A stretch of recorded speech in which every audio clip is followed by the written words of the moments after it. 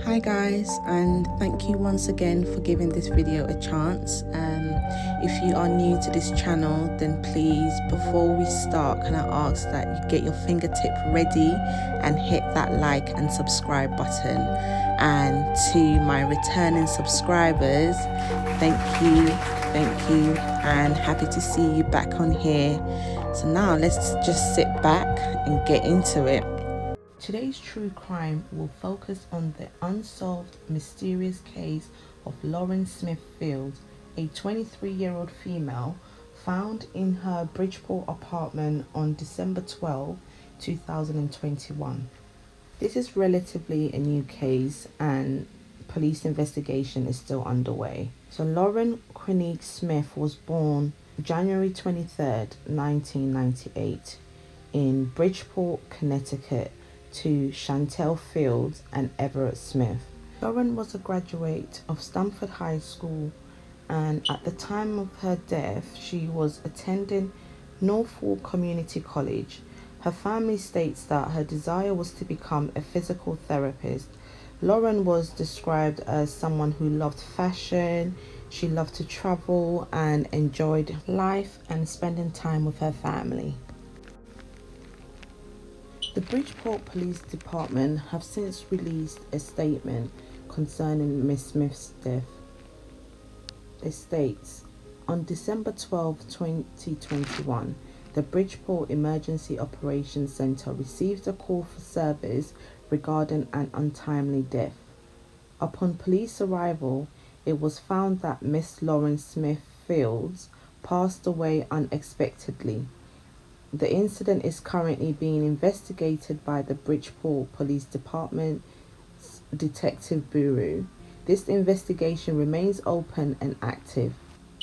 The Detective Bureau is awaiting the final report from the Chief Medical Examiner's Office for cause and manner of death of Miss Smith Fields.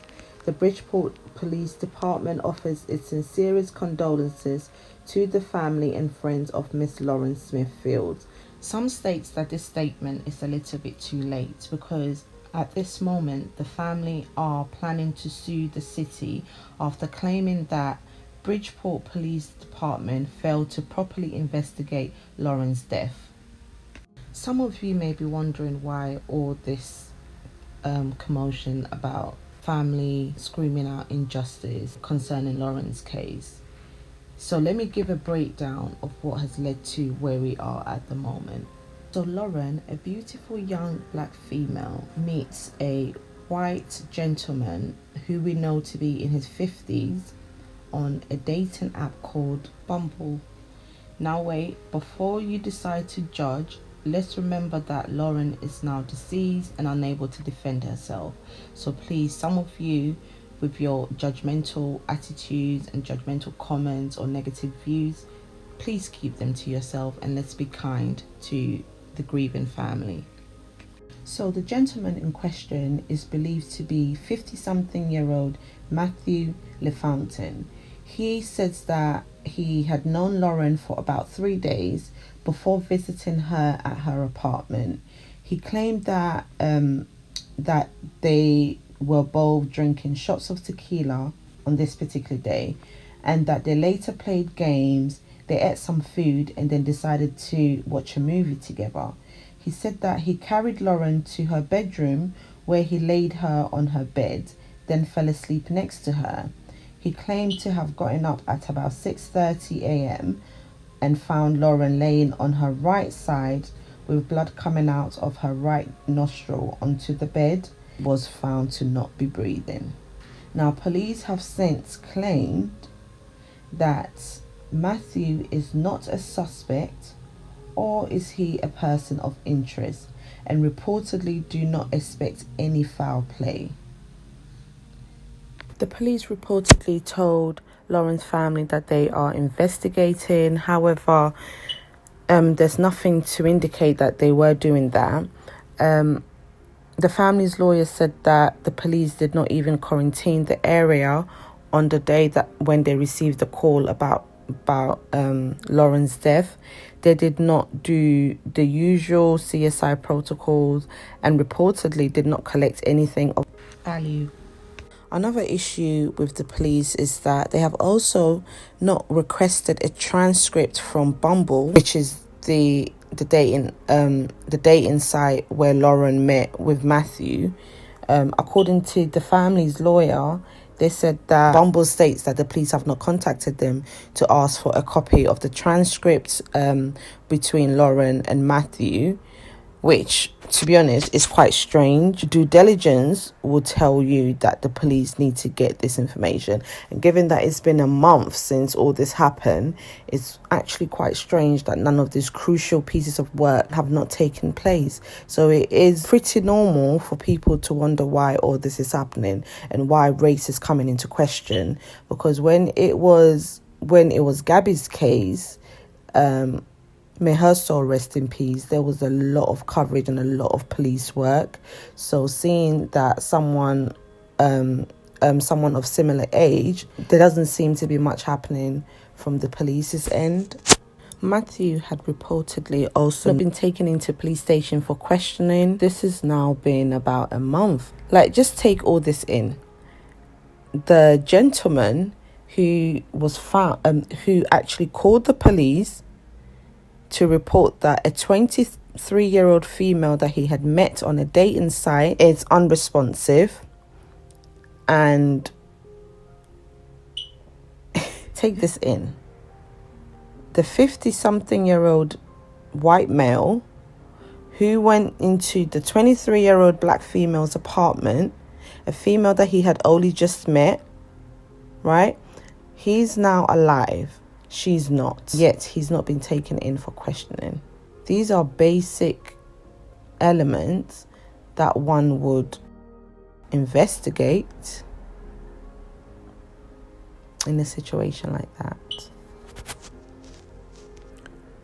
Now, I understand that when there is an ongoing investigation, there's only so much that police can give out.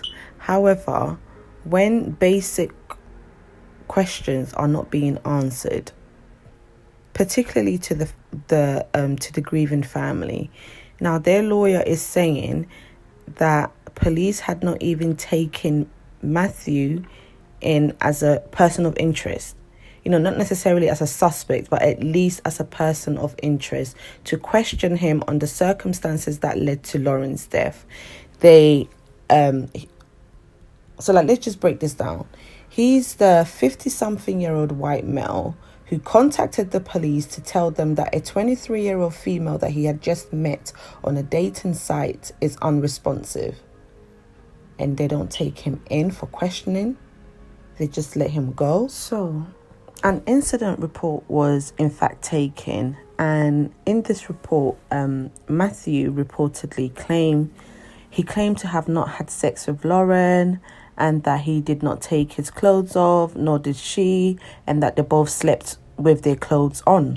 However, condom with semen was found in the bathroom of the apartment, along with lubricant, a pill used as a sedative, left in the kitchen counter. Now, all these would be what one would call physical evidence, which needs to be taken in by the police, then to be compared with the statement given by Mathew to see if there's a match. What is shocking about this, guys, is that it was not even the police who discovered the used condom. It was actually Lauren's family who went and found it and then contacted the police, told them what they have discovered, thinking that the police would be submitting it for them to be analysed.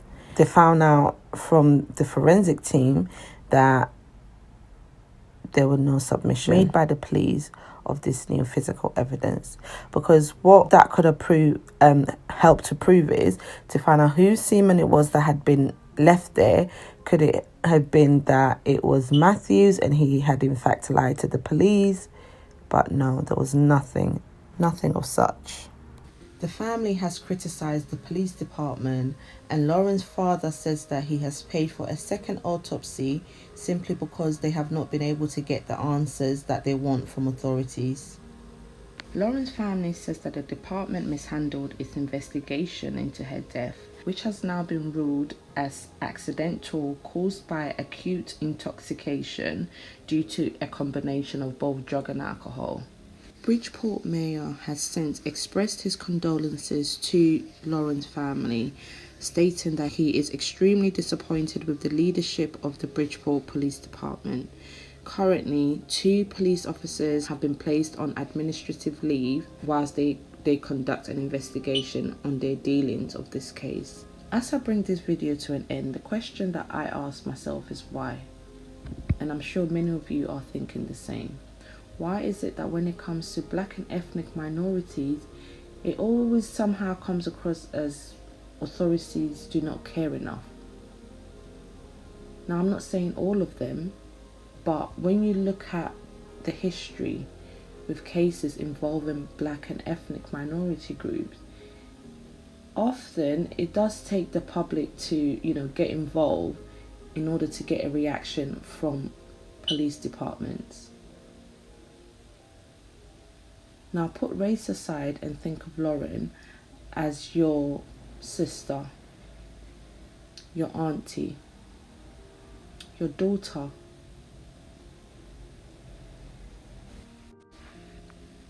Whilst I do believe in innocent until proven guilty, Lauren's family maintains that she was not a drug user, yet a substantial amount of drugs were found in her system at the time of her untimely death. The question is, did Mathew give her something? Did he give her something unknowingly? Did he panic when her body reacted to these things?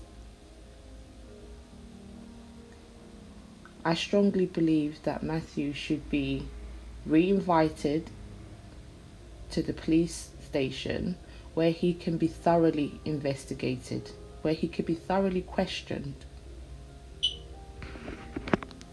It is quite a concern that the incident report taken from him was not matched to the physical evidence. Now, before I end this video, I just want to say something briefly concerning online dating. Whilst I'm not saying that it's entirely wrong, I will say that you have to be extremely careful who you choose to meet online. They may not necessarily be who they say they are. And I personally would say that you need to get to know this individual a little bit more before you make the decision to meet them in person. And I would also say that meet in a public area. Get to know the individual. Share your location with your friends if possible. If you don't want to let your family know, share your location, because anything can happen and people need to be able to go directly to who it is that you've met and ask questions if the police are not going to. Let these individuals that you're meeting as well, make them aware that others know where you are, because online dating can be very dangerous because you don't know who it is that you're talking to.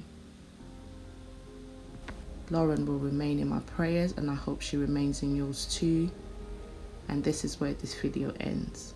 Thank you for watching, and please don't forget to like and subscribe if you enjoyed this video. See you next time. Take care of yourself. Bye.